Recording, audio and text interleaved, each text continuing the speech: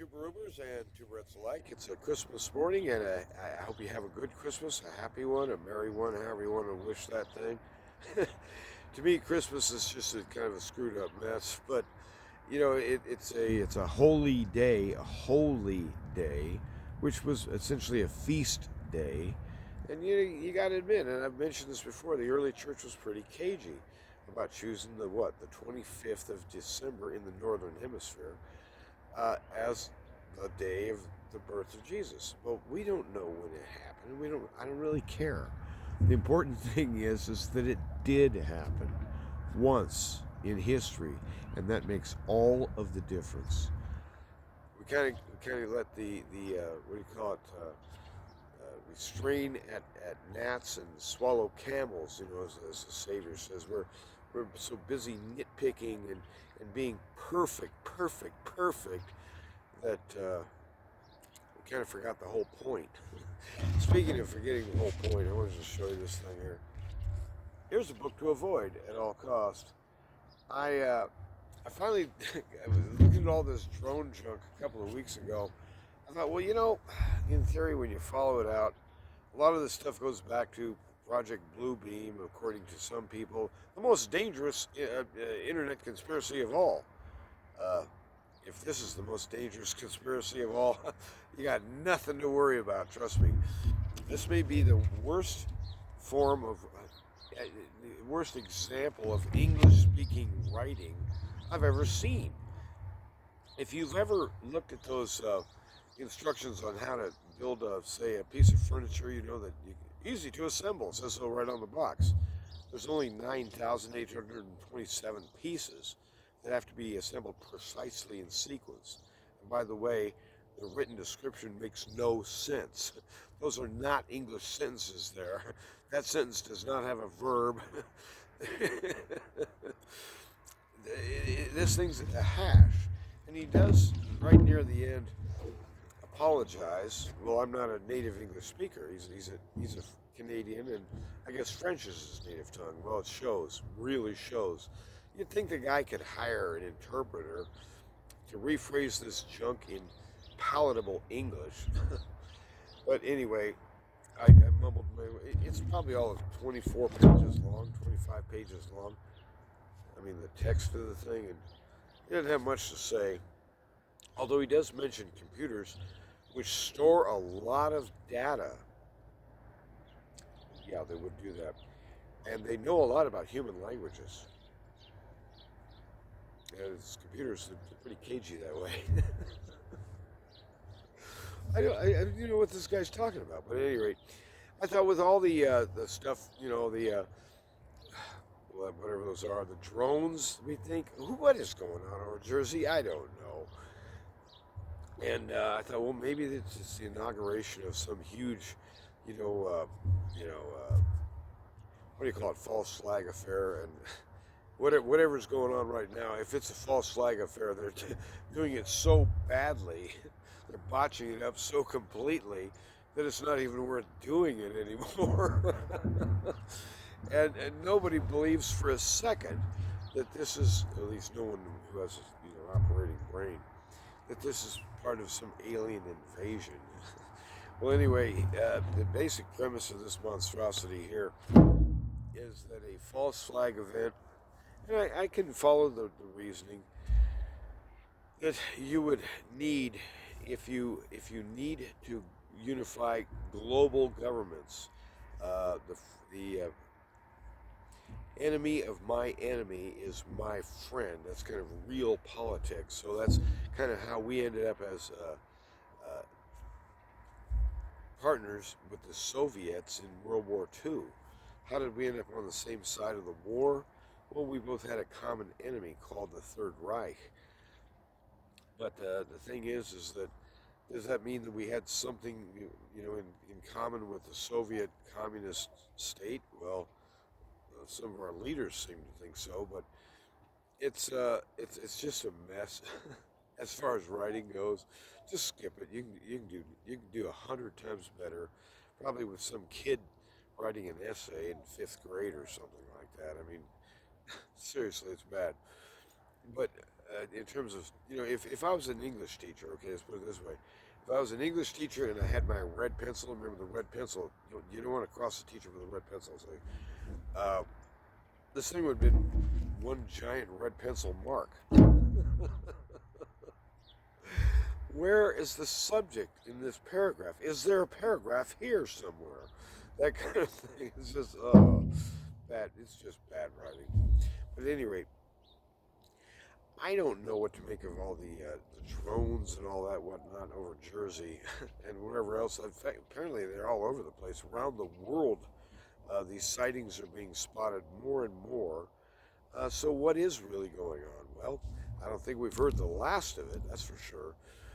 But whether it's this thing or not, hard to say.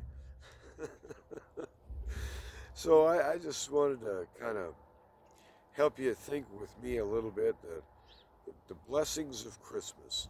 What are the blessings of Christmas after all? I mean, really, are we glad that Jesus came? Well, yeah, I guess we are. But why? Why are we glad? Why was it making any difference to anyone that this baby showed up, a couple thousand years ago? Because on his shoulders, it's like that old thing you probably remember when you were a kid, Atlas. Atlas kind of like this with his arms behind his back, holding the world up on his shoulders there, supporting the world underneath him. Underneath reality is the one who supports it and calls it forth. That Atlas guy was just a crummy drawing of Jesus, is what it was. And that baby showed up, and guess what? He's coming again. See, the whole thing to me about Christmas, and the church never seems to go there, is that we should really be willing, I think, in our theology, don't you agree? Be willing to connect the two comings of the same man. In one case, baby Jesus, then the next time, full-grown Jesus. This time, Jesus uncorked. This time, Jesus indignant and full of almighty fury at the unrighteous and unjust treatment, not only of himself and of his word, but of his people. He shall vindicate his holy name. That's for real. And the only way that you can avoid that train wreck coming is the shield and the cross and the empty tomb.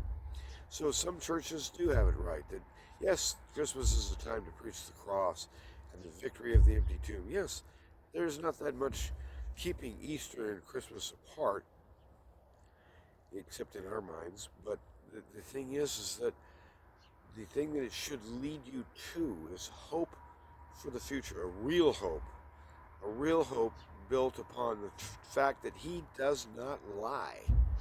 It's impossible for him to lie. And that's where our hope is. He's the one who's come.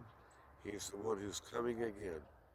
So, if you're a single person like me and you basically just kind of survive Christmas, it's not something you look forward to necessarily, any more than you would look forward to going to, say, to the dentist to have him pull teeth out of your head.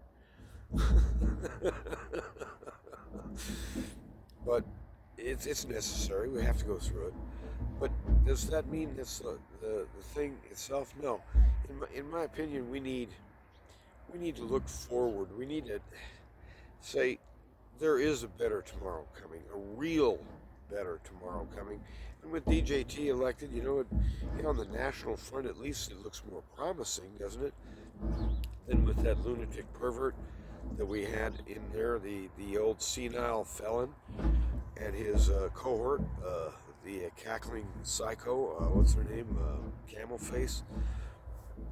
And so the thing is that we have been lifted out of some really dark time, at least temporarily, and it's a blessing, and I thank God for Donald Trump. Now, is he going to measure up to everyone's expectations? Probably not. But almost anything is better than the corruption and lies and filth of the insane BS of the DNC.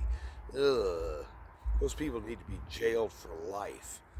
That's my opinion. But Anyhow, or better yet, see you later. But that won't happen now, will it? Because they're all kind of on the same deal.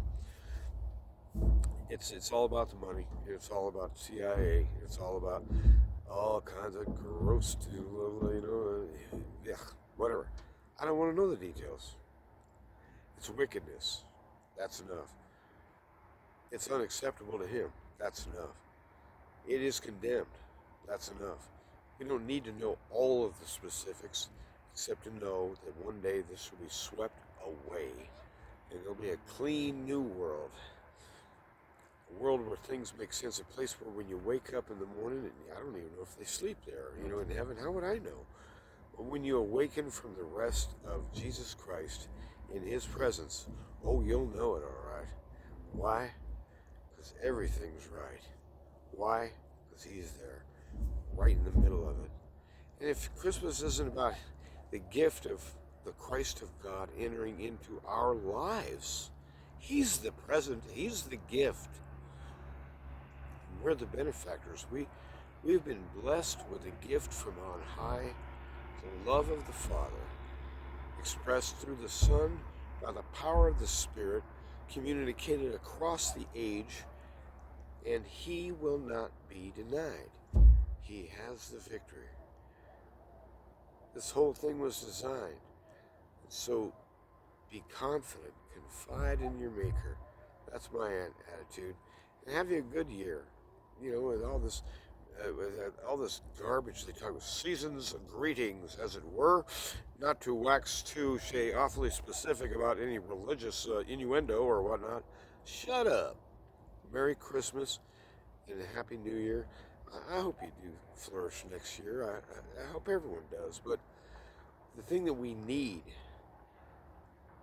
everyone needs, you need it like air. You need it like water. You need it like gravity. You need hope. Without hope, we got nothing. With it, we've got him, and that means we got everything. There's no reason to go searching for riches. The riches have come to us and now dwell in our hearts. There's no reason to go searching for greatness and making a difference in the world and standing out and being top notch.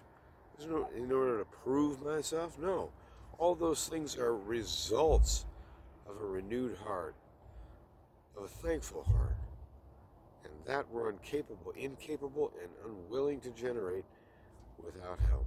That's the help he brings. He is the Christmas present to you, and you, and you, and you, and even me. Yes, even old me. Merry Christmas to you.